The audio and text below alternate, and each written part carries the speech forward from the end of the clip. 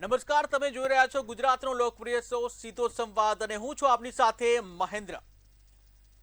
સુરતના વરાછામાં સ્વાદનો ચટકો એક માસૂમ બાળકી માટે કાળ સાબિત થયો છે. શીતલ રેસ્ટોરન્ટમાંથી મંગાવેલું પંજાબી શાક ખાધા બાદ કડસરિયા પરિવારના 5 સભ્યોને ગંભીર ફૂડ પોઈઝનિંગ થયું અને માત્ર 5 વર્ષની માસૂમ આર્યાએ હોસ્પિટલમાં દમ તોડ્યો.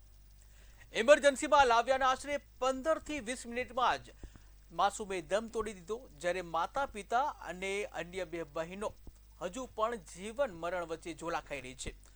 મીડિયા જ્યારે તપાસ કરવા પહોંચી ત્યારે રસોડાની દશા જોઈ હોશ ઉડી ગયા. દાળ પર ફૂગ ચડેલી જોવા મળી, ચારે બાજુ ગંદકીનું સામ્રાજ્ય જોવા મળ્યું અને એસિડના કેરબા પણ જોવા મળ્યા. શું લોકોના સડતા આરોગ્ય અને માસૂમના મોત સામે માત્ર દિલગીરી વ્યક્ત કરવાથી રેસ્ટોરન્ટ માલિકની જવાબદારી પૂરી થઈ જાય છે? પૈસા કમાવાની લાલચમાં લોકોના જીવ સાથે ખેલવાનો હક લોકોને કોણે આપ્યો? આજે સૌથી મોટો સવાલ એ છે કે આવી કાતિલ અને જીવલેણ બેદરકારી સામે તંત્ર ક્યારે કડક લાલા કરશે અને પીડિત પરિવારને આખરે ક્યારે ન્યાય મળશે? ત્યારે આવો જોઈએ પીડિત પરિવારના સગાએ શું કહ્યું. ફૂડ પોઈઝન થયું છે. શીતલ રેસ્ટોરન્ટની અંદર જે ઈસરગુપ્પામાં આવેલું છે ત્યાંથી 15 તારીખે સાંજે 2 શાક લઈ આવેલા અને ઘરે જમ્યા. પછી એ જ રાત્રિએ એટલે વહેલી સવારે 16 તારીખે વહેલી સવારે એ અશોકભાઈને અને એની સૌથી નાની 5 વર્ષની દીકરી એને પેટમાં દુખાવો થઈ એટલે તાત્કાલિક રિપોર્ટ કરાવ્યા. હવે રિપોર્ટ આવે એ પહેલાં જ આ આર્યા નામની જે 5 વર્ષની દીકરી છે એને ખૂબ જ આંચકી જેવું લાગ્યું અને આંખું તરવા લાગી એટલે તાત્કાલિક અમે દાખલ કરતા જ 15 થી 20 મિનિટની સારવાર દરમિયાન જ અમે હાજર હતા અને એને ફૂડ પોઈઝનના હિસાબે એનું ડેથ થયું. અને પછીના પેશન્ટ જે છે 4 અશોકભાઈની 2 દીકરી અશોકભાઈ અને અશોકભાઈના વાઈફ જ્યોત્સનાબેન એને પણ ત્યાં સદવિચારમાં દાખલ કર્યા અને એને પણ ફૂડ પોઈઝનના રિપોર્ટ આવ્યા. આ સાથે આજે ચર્ચા કરવી છે અને ચર્ચા માટે આપણી સાથે જોડાઈ ગયા છે MBBS ડોક્ટર રુચિત ગૌનિત. આ સાથે જ SMCના આરોગ્ય અધિકારી HS પટેલ પણ જોડાઈ ગયા છે અને સિનિયર પત્રકાર અશોક પટેલ પણ જોડાઈ ગયા છે. આપ ત્રણેયનું મંતવ્ય ન્યૂઝમાં સ્વાગત છે. શરૂઆત કરીશ ડોક્ટર રુચિત આપનાથી કે જેવી રીતે ફૂડ પોઈઝનિંગની અસર થઈ હતી અને જે બાળકી છે આ બાળકીને ઇમરજન્સીમાં લાવવામાં આવી અને 15 થી 20 મિનિટમાં જ તેનું મોત નીપજે છે. આખરે આ ફૂડ પોઈઝનિંગ કેટલું ખતરનાક હશે આપની દ્રષ્ટિએ? ફૂડ પોઈઝનિંગ એમ જોવા જઈએ તો બહુ ગંભીર પ્રકારની સમસ્યા છે. જેમ કે આમાં મેઇનલી શરીરમાં પાણીની કમી થવાથી અને એના કારણે સોડિયમ અને પોટેશિયમનો જે હોય છે આપણું શરીરમાં ઇલેક્ટ્રોલાઇટ જે બેલેન્સ હોય છે એ ઇમ્બેલેન્સ થઈ જવાના કારણે મૃત્યુ થવાના ચાન્સીસ બહુ વધી જાય છે. એના કારણે શરીરમાં સેપ્સિસ થઈ જાય છે, મલ્ટી ઓર્ગન ફેલિયર થઈ શકે છે. અને મેઇનલી આપણે જોવા જઈએ તો આ વસ્તુ 5 વર્ષ કે 5 વર્ષથી નાના બાળકોમાં, વૃદ્ધોમાં વધારે જોવા મળે છે. આ એટલી જીવલેણ એડલ્ટ માટે પણ છે, પણ ઇમ્યુનિટી જેમનામાં લો હોય એમનામાં વધારે આપણે જોઈ શકીએ છીએ આ વસ્તુ. બિલકુલ. અને ખાસ કરીને અનેક પ્રકારની આવી ઘટનાઓ આપણા રાજ્યમાં બનતી હોય છે ફૂડ પોઈઝનિંગની અસર. ત્યારે કેવા પ્રકારનો ખોરાક હોય તો ફૂડ પોઈઝનિંગ થઈ શકે અને આ ફૂડ પોઈઝનિંગની અસર થાય તો તાત્કાલિક શું પગલાં લેવા જોઈએ? જો સૌથી પહેલા તો આપણું સ્વચ્છતા બહુ જરૂરી છે. ક્યાંય પણ આપણે સ્વચ્છ રીતે ચોકસાઈ રાખીશું તો ફૂડ પોઈઝનિંગના ચાન્સીસ બહુ ઓછા થઈ જશે. અને બીજી વસ્તુ કે ખોરાકને હંમેશા ધોઈને ખાવો જોઈએ. એને રો ફૂડ જે ખરું આપણું જે કાચો પદાર્થ ખરો એને અલગ રાખવો, જે રંધાયેલો ખોરાક હોય એને અલગ રાખવો જોઈએ. અને લાંબા સમયગાળાથી આપણે એકને એક રૂમ ટેમ્પરેચરમાં ખોરાકને રાખવો ના જોઈએ. અને પર્ટિક્યુલર અમુક ટેમ્પરેચરની અંદર જ ખોરાકને રાખવો બહુ જરૂરી છે. વાસી ખોરાક ના ખાવો જોઈએ. એ બધા કારણોથી ફૂડ પોઈઝનિંગ થઈ શકે છે. Food poisoning bacteria, virus, toxin વગેરેથી થઈ શકે છે. પણ આપણે મેઇનલી બેક્ટેરિયાનો ઇન્વોલ્વમેન્ટ વધારે છે. હમણાં ચોમાસામાં ખાસ કરીને ફૂગ ખોરાકમાં જામી જવાથી કે એનો ગ્રોથ થવાથી ફૂડ પોઈઝનિંગના કેસીસ વધારે આવતા હોય છે. તો એનાથી બચવા માટે મેઇન તો હાઇજીન બહુ જરૂરી છે. અને વાસી ખોરાકને અવોઇડ કરવો, રો ફૂડને અલગ રાખવું તેમજ રંધાયેલો ખોરાકને પણ અલગ રાખવો એ બહુ જરૂરી છે. અને એના આપણે સાવચેતીના પગલા રૂપે જી મેઇનલી જ્યારે પણ આ ફૂડ પોઈઝનિંગ આપણને થાય તો આપણને ઉલટી ઉબકા થવા, પછી તાવ આવવો પણ થઈ શકે છે, ઝાડા થવા, કન્ટિન્યુ આપણને ડાયરિયા થવા એ બહુ જરૂરી છે. અને એના કારણે આપણે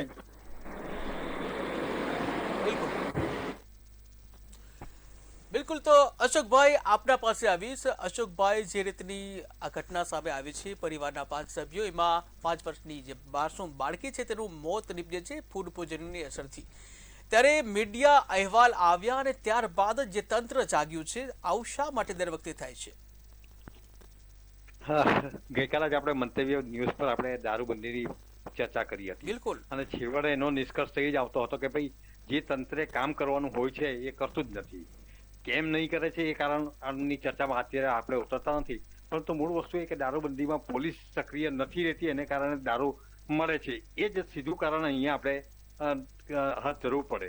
સીધી વાત છે કે એસએમસી હેઠળ આ બધી રેસ્ટોરન્ટ એ બધું આવે છે, તો એનું આરોગ્ય, એનું ફૂડ એન્ડ ડ્રગ્સ ડિપાર્ટમેન્ટ, એ બધા જ ડિપાર્ટમેન્ટોએ એમની ભૂમિકા ભજવી નથી. હવે અહીં તો એ સીધી વાત છે કે ભાઈ અહીં કોઈ મોટા માથાઓનો રસ હોય એવું માનતો નથી. એ કારણે આ એસએમસી અને આરોગ્ય તંત્ર અને વિભાગની લાપરવાહી છે એમ કહી શકાય. અચાનક રીતે રેસ્ટોરન્ટ જેવી આહાર પીરસતી જગ્યાઓ પર અચાનક દરોડા પાડવા જોઈએ, એના ફૂડ સેમ્પલ લેવા જોઈએ, એની ચકાસણી થવી જોઈએ. અને બીજી વસ્તુ એ થયા પછી જે કસૂરવાર ઠરે છે એમની સામે જડબે સલાક પગલાં લેવા જોઈએ, જડબાતોડ જવાબ આપવો જોઈએ, પગલાં ભરાવવા જોઈએ, તેમને સજા પણ સારી એવી થવી જોઈએ. તો અને તો જ આ રેસ્ટોરન્ટો સ્વચ્છતા અને વાસી ખોરાક નહીં પીરસવા જેવી તમામ પગલાઓ ભરશે. નહીં ભરશે તો આની આ ઘટના પાછું પુનરાવર્તન થતું રહે છે. અને એવું થતું રહ્યું છે. અગાઉ પણ એક સુરતમાં એક લસ્સીવાળાને ત્યાં દરોડા પડેલા અને વાસી માવો એ બધી ઘણી બધી ચીજ વસ્તુઓ પકડાઈ હતી. સામાન્ય રીતે દિવાળીના તહેવારોમાં આ બધા તંત્રો એકદમ એલર્ટ હોય છે આપણે ત્યાં, કે દિવાળી પહેલા અથવા તો અમારે ત્યાં ચંડી પડવો બહુ ધૂમધામથી ઉજવાય છે, અને એ પહેલા પણ મીઠાઈની દુકાનોનો સેમ્પલ લેવાની એ બધી કાર્યવાહી થાય છે. પરંતુ બાકીના સમયમાં આ બધા તંત્રો ઊંઘ કરતા હોય, નિંદરમાં હોય એવું લાગે છે, અને તેનો ભોગ સામાન્ય પ્રજા બની રહી છે. બિલકુલ. અને અશોકભાઈ, જેવી રીતે જે રેસ્ટોરન્ટ માલિક છે તેને દિલગીરી વ્યક્ત કરી છે કે મારી દીકરી સમાન હતી અને હું દિલગીર છું, પરંતુ શું માત્ર માફી માંગવાથી મામલો ખતમ થઈ જાય છે? શું લાગે છે આપને કે સાપરાધ મનુષ્ય વધનો પણ ગુનો દાખલ થવો જોઈએ? બિલકુલ થવો જોઈએ, કારણ કે આ તંત્રની લાપરવાહી છે. એ તો ક્યારે તમે આપણે પણ ફાયર સિસ્ટમમાં આવે છે કે કઈ તારીખે આ ફાયરનો બાટલો ભરાવ્યો છે, એ રિન્યુ કરાવ્યો છે, એ જે વિગતો લખવામાં આવે તેમ દરેક રેસ્ટોરન્ટ પર આ એક હકીકત હોવી જોઈએ કે છેલ્લું આરોગ્ય તંત્ર અને ફૂડ વિભાગે આનું ક્યારે ચકાસણી કરી એની માહિતી નોંધાવવી જોઈએ. તો જ ગ્રાહકને ખ્યાલ આવશે કે અહીં ચેકિંગ થયું છે કે કેમ. કેટલી બધી રેસ્ટોરન્ટ સુરતમાં ચાલતી હશે, કેટલી બધી લારી ગલ્લાઓ ચાલતા હશે, એનું ચેકિંગ થતું હશે કે તે પણ એક મોટો સવાલ છે. બિલકુલ. એચ.એસ. પટેલ સાહેબ, આપના પાસે આવું છું. જેવી રીતે આ ઘટના ઘટિત થઈ છે અને 3 દિવસ બાદ જે ફૂડ વિભાગ છે એ જાગૃત થયું હતું, મીડિયા અહેવાલ આવ્યા બાદ જાગૃત થયું હતું, અને મીડિયા અહેવાલમાં જે દાળ છે એમાં ફૂગ પણ વળેલી જોવા મળી હતી, અસ્વચ્છતા જોવા મળી હતી, એસિડ પણ જોવા મળ્યું હતું. આરોગ્ય તંત્ર, ફૂડ સેફ્ટી શું કરતું હતું? હા, એમાં જ્યારે અમને જેવી માહિતી મળી કે આવી રીતના શીતલ રેસ્ટોરન્ટમાં ફૂડ પોઈઝનિંગ એના કારણે થયું છે, એટલે અમે ડિપાર્ટમેન્ટ તરફથી ત્યાં તરત વિઝિટ કરવામાં આવી અને ચેક પણ કરવામાં આવ્યું હતું. અને જે પ્રમાણે જરૂરી હતું તે પ્રમાણે સેમ્પલિંગ થયું, એનો નોટિસ આપી, અને જે પ્રમાણે એસએસઆઈ પ્રમાણે આપણે જે ઇમ્પ્રુવમેન્ટ નોટિસ આપવાની હોય કે બંધ કરાવી હોય તે પ્રમાણે કામગીરી કરવામાં આવી. અને આ સિવાય પણ અમારા તંત્ર દ્વારા રૂટીનમાં સેમ્પલિંગનું કામગીરી ચાલે છે. રેસ્ટોરન્ટ હોય કે હોટલ રેસ્ટોરન્ટ હોય કે લારી ગલ્લા હોય, ત્યાં અમારી રૂટીનની વિઝિટો પણ ચાલતી જ હોય છે. રૂટીન જો વિઝિટ ચાલતી હોય તો આવા પ્રકારની ગંભીર બેદરકારી કેમ આવે છે? કેમ આખરે એક માસૂમને પોતાનો જીવ ગુમાવવાનો વારો આવે? હા, એ વાત તમારી ખરી છે, પણ હવે કેવું હોય કે જ્યારે રૂટીનમાં સેમ્પલિંગ ને એવું બધું ચાલતું હોય કે ચેકિંગ કરતા જ હોઈએ છે, પણ આવું કોઈ વખત બની જતું હોય છે કે જેથી આવી રીતના બનાવ બની જતો હોય છે. બિલકુલ. આ બાબતે કેવા પ્રકારની આગળ કાર્યવાહી કરવામાં આવશે કે જેથી અન્ય જે આવા ફૂડ માફિયાઓ છે તેના ઉપર રોક લાગે? હા, એટલે જરૂરી છે કે આને અમે જે કંઈ કામગીરી એમાં અમે વધારો કરીશું કે જેથી કે વધારે ચેકિંગ કરીએ, વધારે સેમ્પલિંગ કરીએ અને વધારે વિઝિટ લઈ એ લોકોને નોટિસ કે જે કંઈ કરવાની જરૂર હોય FSSAI પ્રમાણે તો તે પ્રમાણે એ લોકો પાસે કાર્યવાહી કરાવીશું. બિલકુલ ડોક્ટર રુચિત આપના પાસે આવીશ. જેવી રીતે જે ફૂગ વાળી જે દાળ મળી છે 80% કેરબા પણ મળ્યા છે, અસ્વચ્છતા પણ જોવા મળી છે, ત્યારે આ પ્રકારનું જો ભોજન મળે તો લીવર ઉપર અને શરીરના કયા અંગો ઉપર શું અસર થાય? સૌથી પહેલા તો આ ફૂગનો એક ઇન્ક્યુબેશન પીરિયડ હોય છે. ઘણા લાંબા ટાઈમથી આ દાળને હોય તો એમાં ઓલરેડી બેક્ટેરિયા, વાયરસ, ફૂગ બધું ગ્રોથ થઈ ગયું હોય ઓલરેડી, એટલે સક્ષમ હોય સામેવાળાની ઇમ્યુનિટી સામે લડવા માટે. જ્યારે પણ આપણે ખોરાક લઈએ તો તરત જ એ ફૂડમાં પ્રોસેસ થઈને તરત જ એ બેક્ટેરિયા કે ફૂગ કે વાયરસ જે બી ટોક્સિન્સ છે એ આપણા લીવર થ્રુ ફિલ્ટર થાય છે. તો મેઇનલી કેવું થાય છે કે એ મલ્ટી ઓર્ગન ફેલિયર થવાના ચાન્સીસ બહુ વધી જાય છે. Mainly sodium, potassium, electrolyte imbalance થાય એટલે ઓર્ગનોને જે પૂરતું ઓક્સિજન વગેરે મળવું જોઈએ, જે ટોક્સિન છે એમાં રિએક્શન આવવાના કારણે એ આપણું લીવર ફેલિયર બી થઈ શકે, કિડની પર પણ અસર થઈ શકે અને ડેથ પણ થઈ શકે.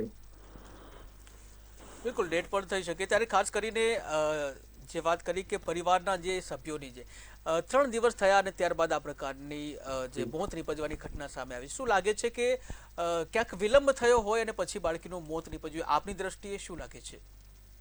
વિલંબ તો થયો કે ઘણો કહેવાય. મારા ખ્યાલથી તુરંત જ સારવાર એને મળી જતી, પ્રોપર રિહાઇડ્રેશન એના શરીરમાં થઈ જતું તો એની જાન આપણે બચાવી પણ શકતા હતા. પણ 5 વર્ષ કે 5 વર્ષથી નાના બાળકોની અંદર આ વસ્તુ જલ્દી પ્રસરી જાય છે, જેના કારણે થોડુંક પણ લેટ થાય તો આપણે જાન ગુમાવવાનો વારો આવી શકે છે. એડલ્ટ એની સામે વધારે સક્ષમ હોય છે, એમની ઇમ્યુનિટી, તો એ ટોલરેટ કરી શકે છે. પણ તરત જ હોસ્પિટલાઇઝેશન અને તરત જ પૂરતા પ્રમાણમાં ઘણીવાર એવું થાય છે કે રિપોર્ટ આવ્યા પહેલા પણ એનું મૃત્યુ થઈ જાય છે. હવે આપણને રિપોર્ટમાં ખ્યાલ જ નથી કે ફૂગથી ફેલાયું છે, બેક્ટેરિયાથી ફેલાયું છે કે વાયરસથી ફેલાયું છે. એની આપણે એન્ટીબાયોટિક, વાયરલ થેરાપી આપી એ પહેલા જ આપણને મૃત્યુ થઈ શકે છે. તો એ આપણને એટલા માટે બહુ જરૂરી છે. બિલકુલ અશોકભાઈ આપણા પાસે આવીશ. અશોકભાઈ, ગૃહમંત્રી દ્વારા પણ ગૃહમંત્રીની આરોગ્ય મંત્રી છે પ્રફુલભાઈ પાનસરિયા, તેઓએ કડક આદેશ આપ્યા છે. ત્યારે વારંવાર જે આ પ્રકારની ઘટનાઓ આવે છે ત્યારબાદ સેમ્પલ લેવામાં આવે છે અને ત્યારબાદ ફરી પાછી પરિસ્થિતિ એની જ. શું આપણે લાગે છે કે આ કડક આદેશો આપ્યા છે અને આ કેસ બાદ કોઈ પરિવર્તન આવે? એ શક્યતાઓ બહુ ઓછી છે. પરિવર્તન માટે આપણે ટેવાયેલા જ નથી. અગાઉ મેં કીધું એમ તંત્ર હવે સક્રિય થઈ જશે. દરેક હોટલ પર, રેસ્ટોરન્ટ પર, લારી ગલ્લા પર ચેકિંગ શરૂ થઈ જશે. થોડો સમય આ ચાલશે, પછી ધીરે ધીરે બધા નિંદરમાં સરી પડશે. એટલે કહેવાનો મતલબ એ છે કે આપણે સતત ચેકિંગ કરતા રહેવું પડે. આરોગ્ય તંત્રે પણ જાગવું પડશે, ફૂડ વિભાગે પણ જાગવું પડશે. અને એ પછી જ સ્વચ્છતાની વાત કરીએ. દાખલા તરીકે પ્લેગ ફાટી નીકળ્યો હતો સુરતમાં. એ સમયે સુરતની ગંદકી બહુ જ જાણીતી હતી, પરંતુ જે SR રાવ સાહેબ આવ્યા હતા અને તેમણે જે સ્વચ્છતા ઝુંબેશ ઉપાડી અને જે સુરતની કાયાપલટ કરી દીધી હતી, એ પછી એવું સુરત આપણે સ્વચ્છ રહેવા દીધું છે ખરું? એ પણ એક મોટો પ્રશ્ન છે. એ બહારની જાહેર સ્વચ્છતાની વાત છે, પરંતુ આ તો રેસ્ટોરન્ટની એ બધાની સ્વચ્છતાની વાત આવે ત્યારે ડોર ટુ ડોર સતત ચેકિંગ થાય. આશ્ચર્યજનક રીતે, અચંબા રીતે પણ એક ચેકિંગ થાય અને તો જ રેસ્ટોરન્ટ, હોટલ અને ગલ્લાવાળાઓ સ્વચ્છતા જાળવશે એવું બની શકે. ફક્ત આદેશ આપવા અત્યારે તો લોકોનો રોષ છે એ ઠારવા માટે પણ આ બધા પગલાં લેવા પડતા હોય છે અને એ પગલાં એ લોકો તાકીદે ભરતા પણ હોય છે. પરંતુ હવે આ જે રેસ્ટોરન્ટ જે વિસ્તારમાં આવેલી છે એ વિસ્તારને લગતા અધિકારીઓ પર સામે કાર્યવાહી થાય, તેમને કડકમાં કડક સજા થાય, તો જ અધિકારીઓમાં પણ એક દાખલો બેસશે કે હવે લાપરવાહી બિલકુલ ચલાવી લેવાશે નહીં. અને તો જ નિર્દોષ લોકોના જાન બચી શકે, નિર્દોષ લોકોને પરેશાની, હાલાકીથી બચી શકવામાં તક મળી રહેશે. બિલકુલ. અને ખાસ કરીને જે મીડિયાનો રોલ પણ મહત્વનો હોય છે. અહીંયા પણ આપ જુઓ કે મીડિયાનો અહેવાલ પ્રસારિત થયો અને ત્યારબાદ જે સમગ્ર તંત્ર છે એ જાગ્યું હતું. ત્યારે આ પ્રકારની જે બેદરકારી આવતી હોય છે તેમાં મીડિયાના રોલને આપ કેવી રીતે જુઓ છો? મીડિયાનો રોલ ખરેખર બહુ સારો છે. એ તો કમનસીબે એક રજા ગઈ, 15મીની રજા હતી, નહીં તો આ 16મી તારીખે અને 17મી તારીખેનો અંકમાં આ બધું થઈ ગયું હતું. વિલંબમાં મુકાયું છે અને મીડિયા હંમેશા એટલીસ્ટ હું સુરતના મીડિયા સાથે સંકળાયેલો છે અને સુરતના મીડિયાએ હંમેશા લોકો સાથે રહીને કામ કરવાનું રહ્યું છે અને દરેક પ્રજાની સમસ્યા વખતે હંમેશા પ્રજાનો અવાજ ઉઠાવ્યો છે, હિંમતપૂર્વક ઉઠાવ્યો છે અને જ્યાં તંત્રને લપડાક મારવાની આવે છે ત્યાં સતત એમણે મારી છે. જોકે મીડિયાની બાબતમાં હું એમ માનું છું કે ગુજરાતનું આખું મીડિયા આ પ્રકારનું જ છે. એમણે જ્યારે તંત્રને લપડાક મારવાની હોય છે ત્યારે મારી જ છે. સુરતનું મીડિયા પણ એમાં પાછળ રહ્યું નથી.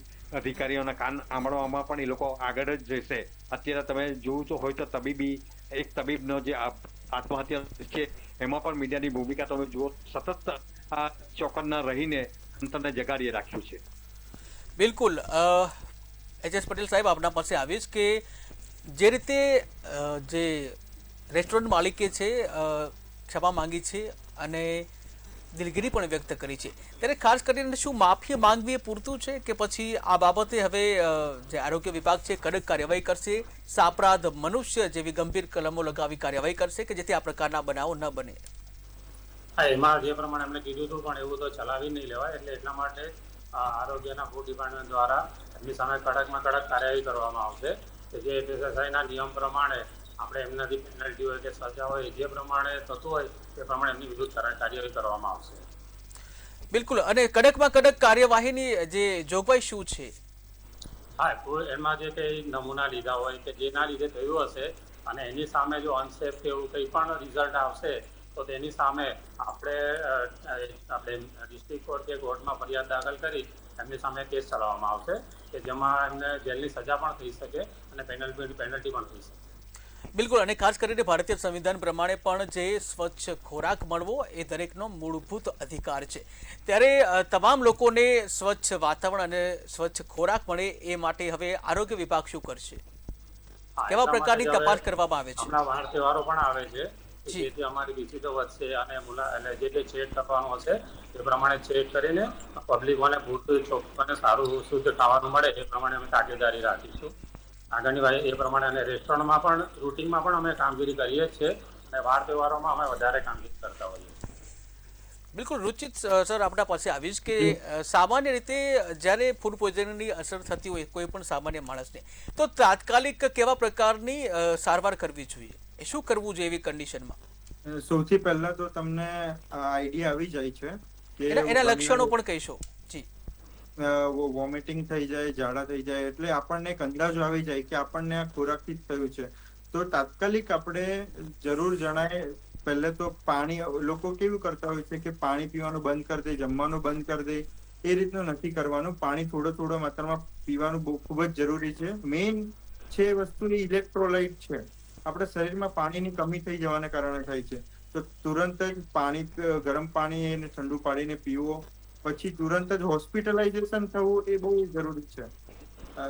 મેં મેઇનલી માનો કે 3-4 વારથી વધારે ઉલટી થઈ ગઈ, પેટમાં અસહ્ય દુખાવો થવો કે પછી ઝાડા થઈ જવા, એ બધા આપણા સિમ્ટમ્સ છે મેઇન. આવું થવું, આંખમાં મતલબ ઘણીવાર ચક્કર પણ આવી જાય છે, માથામાં બહુ દુખાવો પણ થાય છે. આવા બધા લક્ષણો જોઈએ તો તરત જ નજીકની હોસ્પિટલમાં તરત જ આપણે એડમિટ થવું ખૂબ જ જરૂરી છે. કેમ કે એમાં આઈવી ફ્લુઇડ્સ ને એવા બહુ જરૂરી છે. એ તુરંત જો એને ના મળે એ વસ્તુ તો એનું ડેથ થઈ શકે છે. એટલે આપણે આમાં ગંભીરતા, આપણે ઘણીવાર કેવું કરીએ છીએ કે સામાન્ય ગણીને આપણે અવોઇડ કરીએ છીએ હોસ્પિટલ જવા માટે. એ વસ્તુ ટાળવી. વધારે વાર ઉલટી થાય, ઝાડા વધારે થાય તો તુરંત જ હોસ્પિટલ થવું બહુ જરૂરી છે. બિલકુલ. અને ખાસ કરીને લાંબા સમય સુધી કોઈ વાસી ખોરાક હોય, ગંદકીમાં જે ખોરાક હોય, અને આવો ખોરાક જ્યારે કોઈ આરોગ્ય છે ત્યારે તેના શરીરના કયા કયા અંગોને તેની અસર થાય છે, અને આવી કન્ડિશનમાં જો આરોગ્ય લીધો હોય પછી શું કરવું જોઈએ?